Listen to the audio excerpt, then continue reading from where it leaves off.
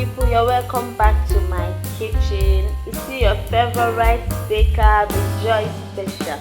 So in today's video, I'm going to be showing you step-by-step video on how I prepared this mouth-watering nkwobi. I use goat hair. So if this is a video you're interested in watching, please keep watching this video.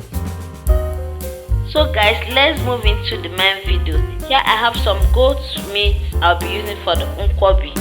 Remember I killed goat's head the other day. Here I have some crayfish, some onions and some fresh pepper. Pepper is optional, just add the one you can tolerate. I have some utazi leaf.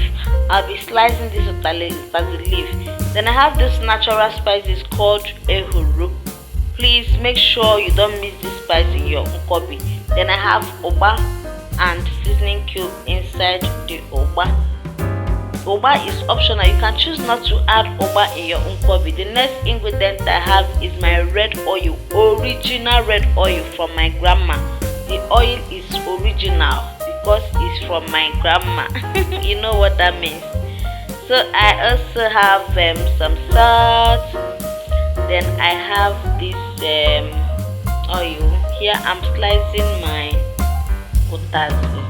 I'm going to slice it in a very tiny way.